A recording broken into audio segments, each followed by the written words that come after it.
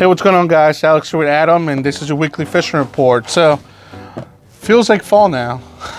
Definitely. Colder temperatures this week. It actually got some of the fishing a little, kind of like slowed down for like a day or two, and then it picked up right again.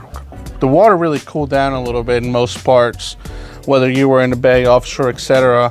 But that's not bad. I mean, we're going to be getting some pretty good action here, hopefully this weekend. And in certain areas, it was actually pretty productive.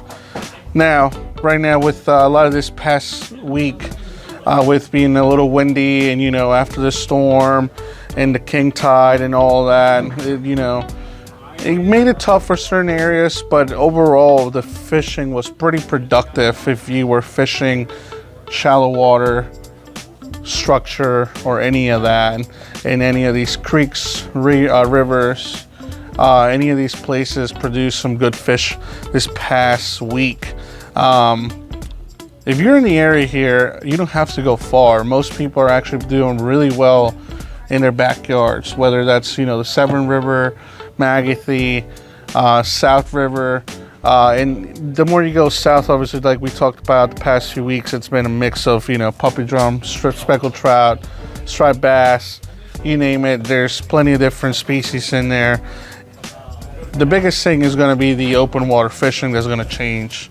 We're going to start seeing more of that fall time, schools of fish moving through, specifically striped bass, blowing up on some rain bait and some schools of peanut bunkers. So that's going to start to become more common. But as of right now, I know me and you fish a lot of shallow water stuff. Fishing shallow is a key, and pretty much fishing anywhere from 10 to 2 foot of water if you can get that shallow. It's been productive. Perch, I will say, is probably the most common thing you're gonna catch around here. But even as you move into Eastern Bay, you'll start fishing and catching more of those redfish everybody's been looking for, those puppy drum. A couple of things that we have here, I guess, will work for both of, rockfish, speckled trout, and perch. The streaks, I think, is one of the most universal lures here with that small profile. Putting it on the willow vibes, you can catch about anything out there, and using a little small X-Wrap. As you can see, the key that I kind of got into was downsizing this week. Smaller baits produce all kinds of sizes of fish, anywhere from 11-inch perch to some mid 20-inch rockfish. Have you gotten into anything down in the chop tank and down in those areas down there? Yeah, so like you said, shallow water fishing has been really good. As shallow as 2 feet, even as shallow as 6 inches. Sometimes the fish are pushed all the way up into those rocks feeding on bait, and sometimes you really just have to bounce your lure off the rocks. But the perch are still there, the rockfish are still there. Been seeing some more slot reds in the chop tank, which is really cool and a good sign. I know another thing too, in both the chop tank and the Middle Bay area, even north of the bridge, has been flounder. And it's been a while since we've had good sized flounder in the bay. Something you can use to target them is a teaser rig like this. You can bait it up with some gulp, bounce it on the bottom, and who knows, you might get into a pretty decent sized flounder. Yeah, that's been the key for sure with that gulp, specifically for flounder. Some of the areas I guess you guys can go to if you're on a boat or kayak, Eastern Bay is going to be probably the one that has the most areas to launch off and cover a lot of different areas there. Anywhere from the Narrows down to Shipping Creek, down over by Tillman Point. There's going to be a lot of good fishing in that area, so check those areas out for a mix of things.